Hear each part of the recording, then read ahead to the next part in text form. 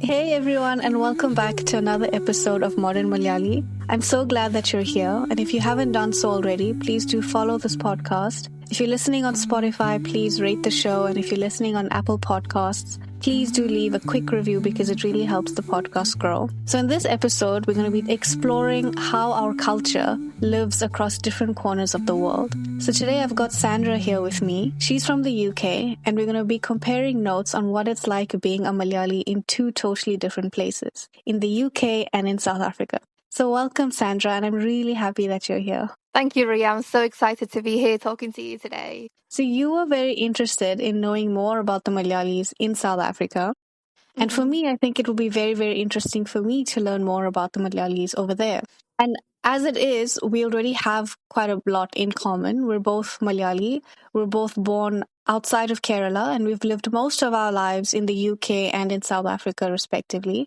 And we're both engineers. Yes. So I feel like after this episode, we're going to find out so many more things that we have in common. And I thought to start off with, maybe we could talk about what does the young Malayali situation look like over there? Do you have a lot of Malayali friends? Yeah, I think I would say a good 80% of my circle are filled with Malayalis. I think when I was younger, it was probably a bit less just because my school and things were mostly like British kids. But I think university is probably where I've made most of my Malayali friends. How did you meet all of these other Malayalis? Were they studying with you, or were there like events happening at university? Yeah, so I think most universities have a Malu society. Even before we like actually start our first day at universities, there'll sort of be like Instagram group chats or Facebook group chats or whatever. And if you knew anyone going to a certain university, you could just be like, oh, there's this group chat.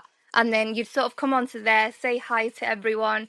And then that group chat would then be used to form like your sort of like first meet and greet. We have a week called Freshers Week before your lectures start, and most people do tend to go for the week before you actually start just to mingle and find people, find friends and things like that.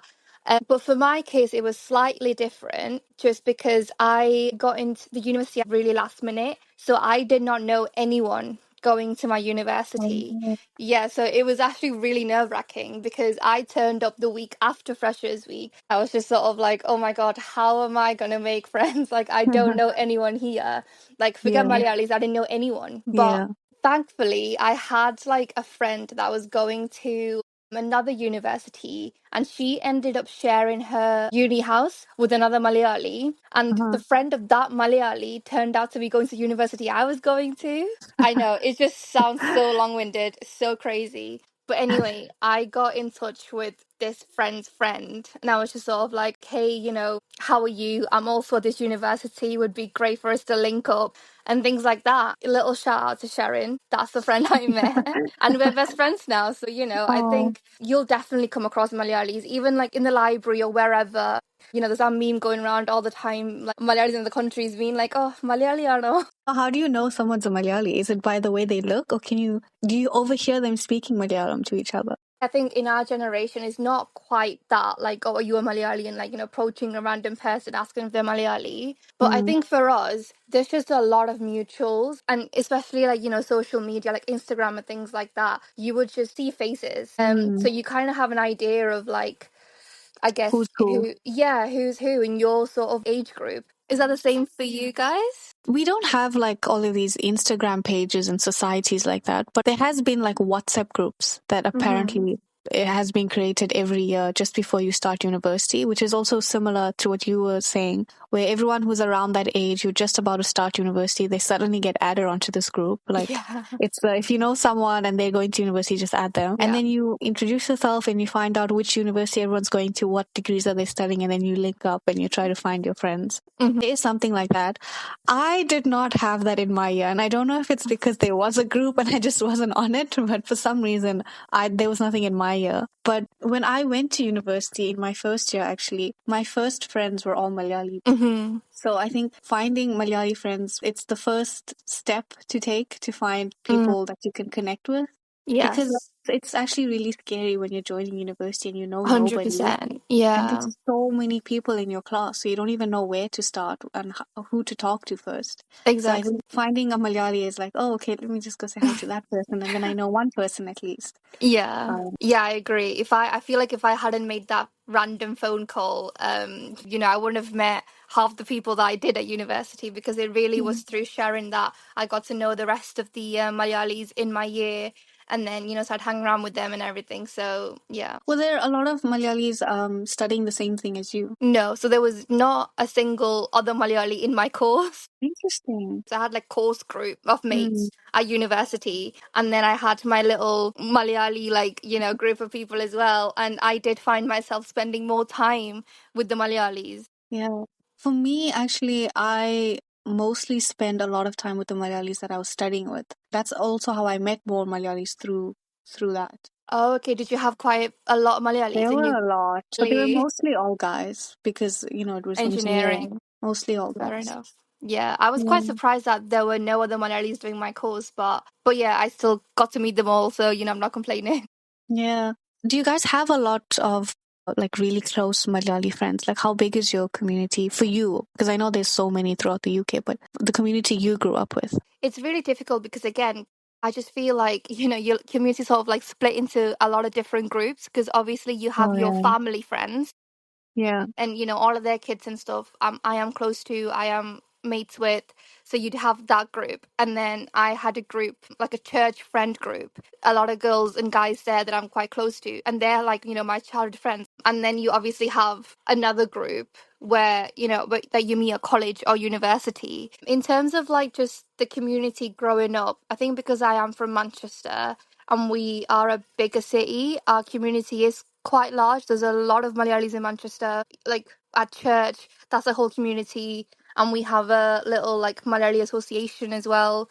That's a whole different community. So Mm. yeah, I definitely did grow up with a lot of other Malayalis. Do you feel like specifically with, I guess, your close friend circle, do you feel like you could truly, truly be yourself with your Malayali friends, or do you feel it feels limiting? So I think especially with childhood friends, because you're growing up together, I would say like, yeah, 100%. No one's that different, your lifestyles are the same. Even like the sort of dramas or whatever you have growing up, whether it's a home, or like whether it's within your school or your friendship groups, other things, you're going through the same sort of things. So when you're growing up like that, dealing with the same sort of problems, you really Mm. can be yourself. Again, I think Yeah. I've been lucky in finding really great friends that I can just be myself with. But like my friends are my family, and I'm Mm. that person that will go to my friends and literally tell them everything. I will spill everything. It'd be my friends I go to first. Yeah. Yeah, I think any decision that I make in my life, I would probably like have a chat through with my friends before I go and like jump into something. That's not to say that there aren't people that could be a bit judgmental, or like I've definitely had a few friendship breakups as well across throughout the 26 years of life. But yeah, I think in general it has all been positive. Yeah.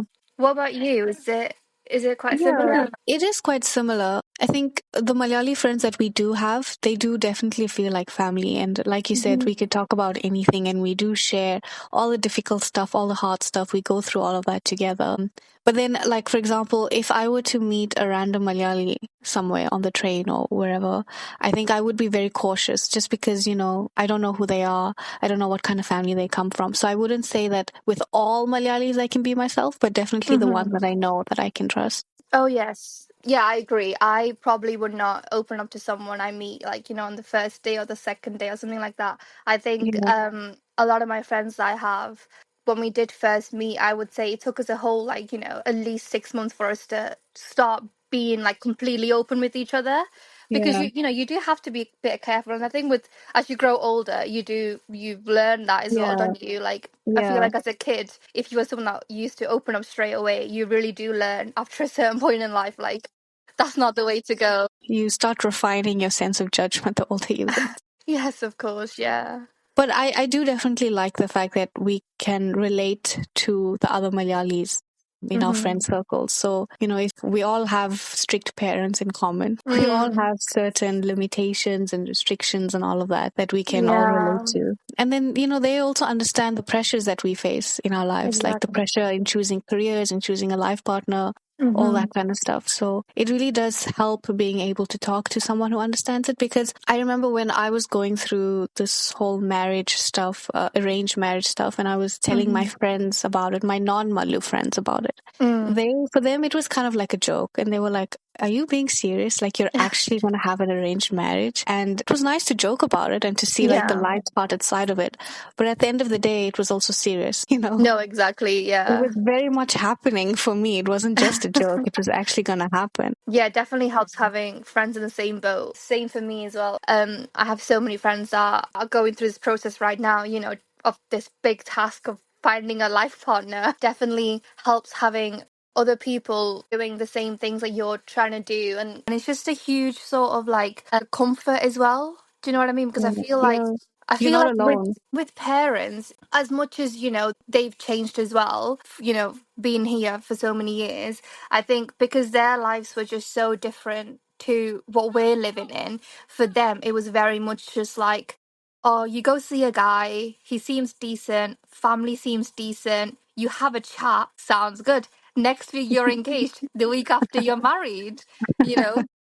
Yeah. For a lot of parents, like that was their reality. And even though they don't expect the same sort of thing for us now, I still think they have this kind of like, what do you mean not compatible? What do you Do you mean mean? chemistry? Yeah, what do you Chemistry mean comes after you chemistry? get married. Exactly. What do you mean attraction? Like, he's a nice guy. The family's nice. Like, what's wrong with him? Like, what do you mean connection?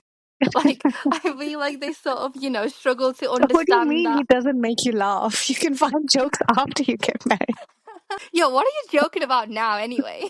So I think that's been, I've heard from a lot of friends that that's been a real struggle, and it's been a real like communication barrier between parents and kids with dating especially. So even if you meet someone through a matrimony site, obviously we'd want to talk for a bit, we want to date for a bit, and I feel like as soon as you've had, I don't know, 4 dates in the space of 2-3 months, they're like, okay, let's get the parents involved now, let's Yeah. start meeting parents. You're just like, no, like it doesn't work like that, because what if 6 months down the line we realize we don't want to take it forward, and they're like, well, 6 months, you should be married by then. But Mm, again, other parents completely understand as well. They're just like, take it at your own pace and come to us, when you're ready. Even though, mm, even if it's through matrimony sites, they sort of like, initiate that like first contact, and then they'll just leave it with like mm. with you guys. So I've had Yeah. friends in both scenarios. Yeah. Yeah. What is it like there? Do a lot of people still have arranged marriages? Is it like very traditional sort of arranged marriage where it happens very, very quickly? Do a lot of people date? Do a lot of Malayalis date outside of the community? Do they date different religions? Like, what is it like over there? So I wouldn't say it's very traditional right now in terms of, the really fast process of seeing someone engaged marriage on the space of like a month. It's not like that. I would Yeah. say it's a good 70%, maybe 60, sort of tend to find their partners quite early on in life, whether that's, when you were at college or you were at university. So then, you've had the 5, 6, 7 years to date. And if the partner you ended up finding ticked all the boxes of the parents, Mm, then at the end of university, after a year or two of working, everyone's really happy. Everyone's like, oh, perfect, you've found a partner. Let's get you married now. So it works like that for a lot of people. For others that weren't really looking, or if relationships didn't really work out during that university period, and they get to like their mid 20s, they then might give matrimony sites a go. And if that's the case, I know a lot of people that would have a matrimony page set up by their parents, and they're sort of like keeping an eye out for any good potentials. At the same time, they might also be on dating apps, mm, trying to meet someone through that. mm. Which I think is a really good way to do it, because what often happens is, and what I've seen quite often as well, is that the person your parents might find on the matrimony site, you might end up matching with them on, something else. Oh, And yeah. and that works. So I know Yeah. quite a few people where that's happened to. So, yeah, I think it's a good mixture. But I also really think when you're like 26 or 27, the pressure's really on. So Oh, that's yeah. when parents are sort of like, okay, listen, we've given you your time. Like, we need to get moving now. And I think then it's sort of like, I feel like you tend to panic a little bit as well, just because obviously everyone in your circle would have almost been married at least. Yeah. Even for me, if I open my Instagram page up right now or whatever, every weekend, every other day, all you see are just weddings and engagements and even like baptisms and things like that. So you're like, Mm, we really have reached that stage of life. And I don't know a lot of people that are like, oh, I'm happy to stay single. I think most of my people that I know are very much just like, yeah, I'd like to find someone and settle down. And I think in addition to the pressure that parents put on you, I think you also have some sort of like self pressure as well, just from mm, seeing everything and people around you getting married. You put that pressure on yourself as well. You're like, when's it gonna be me? And so yeah, I yeah. think it's a difficult stage to be at. I can't lie. Is it common for Malayalis to meet people from outside of the community or get married to other non-Malayalis? I wouldn't say it's like it's very common, but I do know like a handful of people that have got married to people outside of their communities. Yeah, but I wouldn't say it's too common. I would definitely say that it is frowned upon in the community. I Mm. don't think people would be. I So mean, there's I still don't. like a lot of drama around that. Oh, 100%. If you're bringing home like someone that's not a Malayali or someone that's not a Christian, in my household anyway, I know for a fact that I will be going through hell. So, yeah, I think a lot of families tend to be traditional in that sense. They've opened up in terms of like, yeah, you go find someone, but make sure they tick all our boxes. I think their like minimum, their bare minimum that they like to call their bare minimum, it's Malayali and Christianity. And I'm just like, that's really not bare minimum. Like, that's the That's most actually hard, difficult. actually, to find someone who's Yeah, both. exactly. I just feel like when you're like, as much as the community being large and all of that, I don't think you can be in a completely different country and expect just to, land in a Malayali Christian guy's like way. Like Mm. it's not as easy as it sounds. And There aren't that many fish in the sea over there. there really isn't. And forget like being fish in the sea. Another thing as well, I just feel like because you tend to sort of know everyone Mm. through university and things like that, you do know a lot of things about a lot of people. So, like you might see someone on a matrimony page and your parents might be like, oh, look at this guy. What a great guy. What a great family. And you'll be like, I'm not so I don't sure. think so. I don't think he's that great of a guy. That's actually so funny because I had the same experience as well. Like I would see guys on the website and my parents would ask me like, how's this guy? Do you know this guy? And I'll be Hmm. like, I think I know him, but I don't think I know him in a good way. So Yeah, exactly. You let, can't say too much either because, obviously we don't want to. It's a whole expose. different. It's a whole different thing. Like the parents knowing stuff and like us knowing things. So Mm, it's like very subtly. I don't think he's a great guy. Like can't go yeah. into more detail, but no. Yeah, I think Yeah. parents sort of like tend to believe that we don't do our background checks, but we do. Like we really do. Just not the same things that they do it in. They would probably be looking at like, education and maybe how much money they have or like what are they like in Yeah. church, whereas we're looking at how many girlfriends have they had or like what was he like at university, like that kind of thing. Yeah, it's quite a funny period to be in, but Yeah, it is what it is. I've just come out of that period and it's funny being on this side. now you But can it's just relax and watch the whole thing because you're not in it anymore, so you can just sit yeah. back. Yeah, But is it common for younger Malayalis, like still in their teens or early 20s, to be dating, and just I would casual say dating, so. Yeah, I not would say not with the so. intention of getting married? I'm not too sure of intentions. I'd like to believe that if I know any, younger people dating, they are in the intention of wanting to take it long term and marriage. Well, I don't know a lot of like younger people, but I think, yeah, I don't know. I think I would say it's a good mixture. I think people do date for fun. And would their parents be aware that they're dating, or is it all hush hush? I think in this time and day, yeah, they're aware. I think in my time, no. I had a lot of friends in my age group who would be dating hush hush. But now I'm seeing Mm. the younger generation, they're so much more open with their Oh my parents. gosh. Even like with me, I have a little sister. She's 4 years younger than me, so she's what, 22 now. I just look at her relationship with my parents and it's just so different. Like a lot of the things that I would have got absolutely killed for doing when I was at university. Not that I didn't do them, I did, but but like it's so casual now. It's like I'm going to a beach party at 3 a.m. in the morning. And he's like, okay, stay safe. Let me know when you get back home. I would have said it's 11 o'clock. I'm still in the library. She'd be like, what are you doing out in the library at 11 p.m.? So I'm like, okay, hang on a minute. She can be out at the beach at 3 a.m. in the morning, but not me at the library at 11 p.m. So 4 years is not even that big of a age gap, but there is a huge difference in the way parents parent, I guess.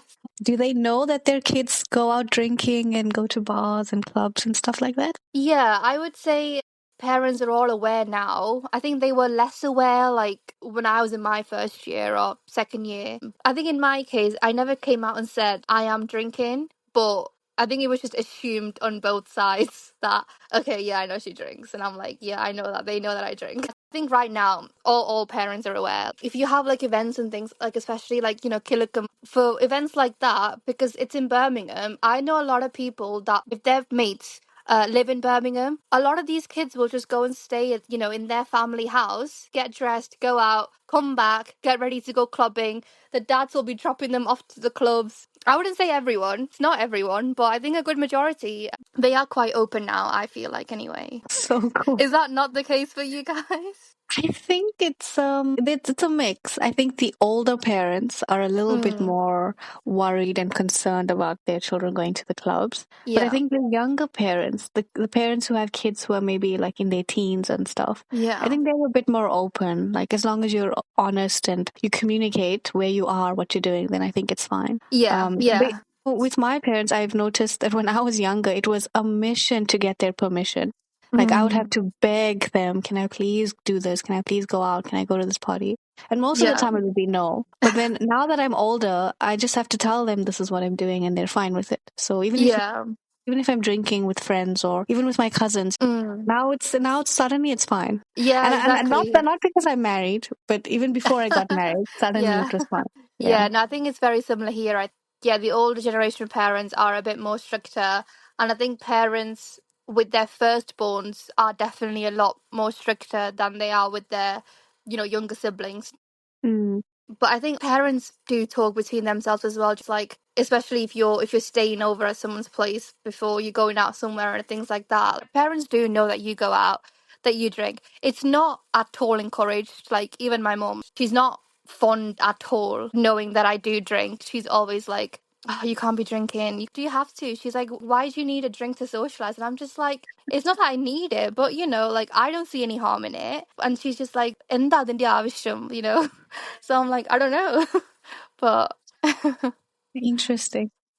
Can you yeah, speak Malayalam fluently? I would say I can. My dad, especially, was quite keen on us speaking in Malayalam at home. And that was the case for most of growing up. Me talking to my parents would be in Malayalam. Me and my sister, I think we do speak more in English than Malayalam. But in general, Malayalam was like the go-to language at home. And, if we were like going off in English, my dad would be like, speaking Malayalam, like, I don't want to hear your English, speaking Malayalam. Is that the same for a lot of other Malayali youth over there? I don't know, actually. I think it's a good mix because I know a lot of families where their kids and their parents, they talk to each other in English. But I Mm. also do know families like mine where they're quite Malayalam heavy. So I think Mm. it's a good mix. And again, I think with younger parents, they do talk more in English than Malayalam. Mm. Yeah, Mm. but I think because siblings tend to talk to each other more in English, the second or third child, their Malayalam's probably not going to be as good as the firstborn. Mm. I Were actually you can't speak Malayalam. really? I can understand it quite well, but I'm very, very shy and just Oh. very self-conscious about my pronunciation. So I cringe at myself, so I don't want to. Really?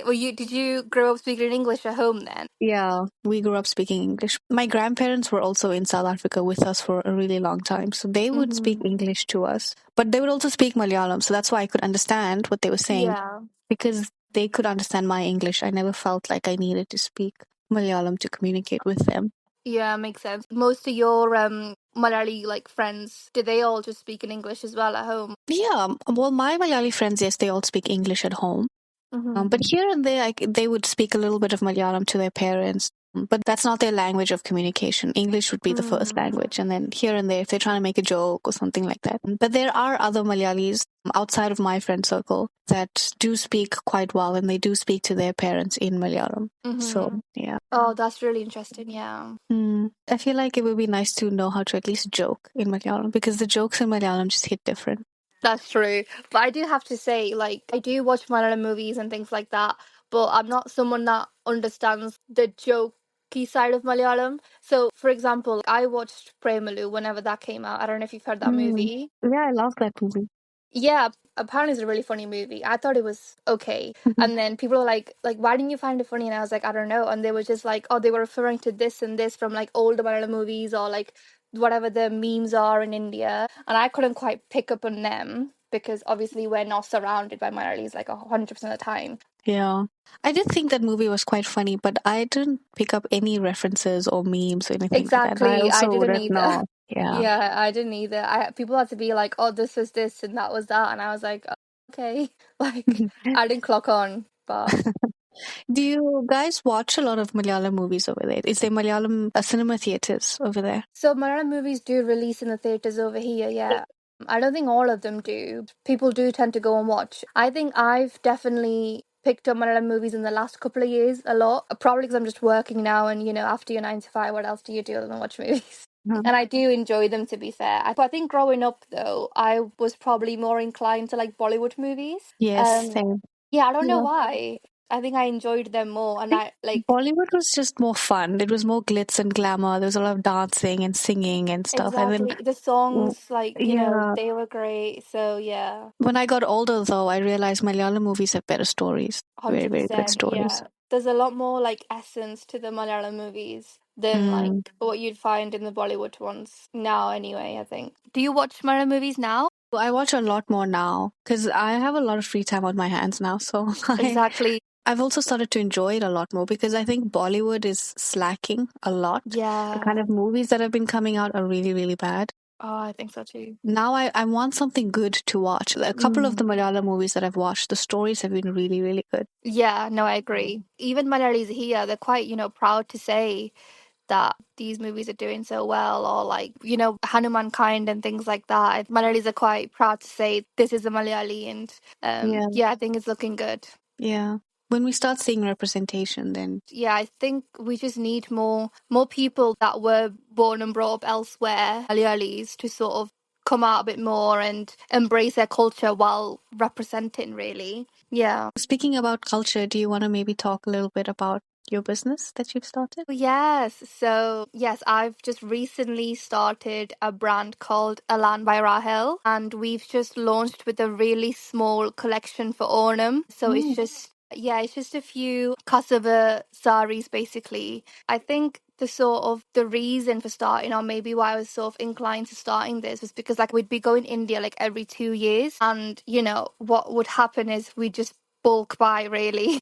Like we'd buy like 3 or 4 like outfits and then sort of like use that across like the 2 years that you're here for, whether it's like events that you've got or like going to church and things like that. And I think what I've noticed recently as well, a lot of Indian weddings are happening in the UK rather than people like going back to India for the wedding. And I think the sort of Indian fashion in the UK tends to be quite North Indian heavy. So it's it's Yeah. very much the lehengas. Lehengas and stuff. Yeah, the lehengas and the suits and things tend to be North Indian inspired as well, or like Punjabi and Gujarati sort of styles. And you don't really see like the sort of silhouettes that are in trend in Kerala at the minute. What my mom's been doing for the past few years is if someone goes to India and she's got a wedding to go to, she'd be like, oh, can you please bring me back a sari? And then, so rather than having to wait for someone to go to India or you traveling to India, I just thought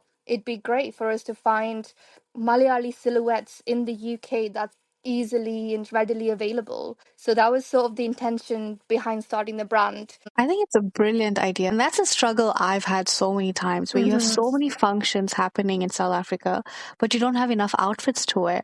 Or the Exactly. outfits that you do have, they don't fit you anymore or whatever. And then Yeah, it's what do you do then? Then you have to wait for someone exactly. to go to India. And then I always feel bad for asking someone to go and buy stuff for me or bring me something. How do you get your saris? So I've just started off with a really small collection. And what I've done is most of the pieces I've sourced from like a sari manufacturer in India. Thankfully, I stumbled across a decent manufacturer and I've got some good pieces of them.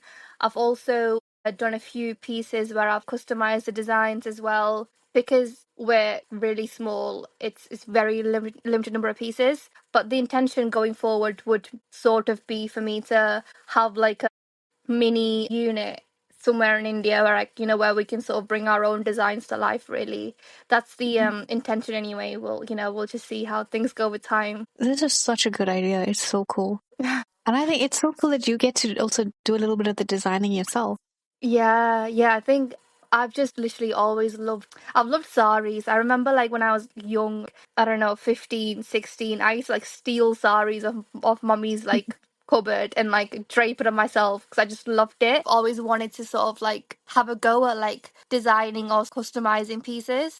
It's great to, to be able to like do this now finally. There's a lot to learn as well. It's definitely a learning curve and got a long way to go. So I'm really excited to see what this can become, really. I'm really excited for this, actually. I wish there was something like this in South Africa, or rather where I am now. But Yeah. really, really cool. Do you want to give, if there's anyone from the UK who's listening, do you want to give them like where they can find you or how they can get in contact with you? Yes, of course. So we're on Instagram, and Instagram's our sort of main channel at the moment. So you can find us at Elan, which is ELAN underscore by Rahel. So yeah, that's our main channel right now. We also do have a WhatsApp number as well, which is again on our Instagram page. We have a group chat on WhatsApp as well, where we sort of like load up our latest collections on there, and yeah, so Mm. everything's on the page if anyone needs anything. Other than just the ready stock that we have, we do customizations as well. So if anyone needs like a lehenga or like a, churidar, and you can get in contact with us and we can get something sketched up and made to your liking, basically. Cool. Very cool. I'll Thank definitely you. leave the links in this episode description as well. So Thank you. I think before we end off, can we play a very, very quick little game? I'm going to ask you 3 questions. And Yes. if you've done this, just answer yes. If you haven't done this, answer no. So basically, just yes. Okay, sounds good. Okay. And it goes back to what we were talking about earlier, growing up as a Yeah. Malayali.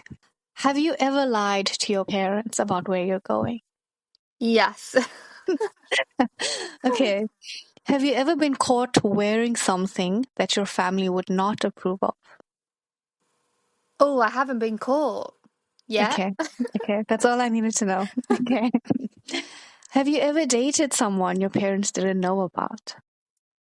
Yes. Okay. And then we're going to leave it like that. We're going to end off on that note.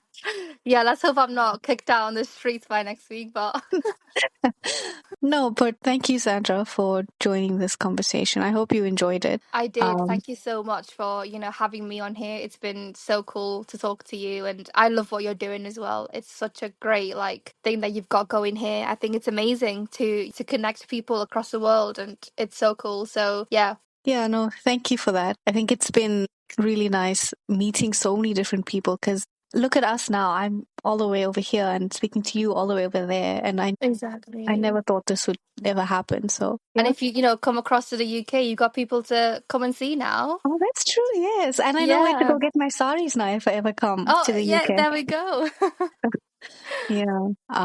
So thank you again, Sandra, for sharing your experiences and your perspectives, and also for giving us a peek into what it's like being a Malayali in the UK. Whoever's listening, I hope you enjoy this as much as we enjoyed talking about it.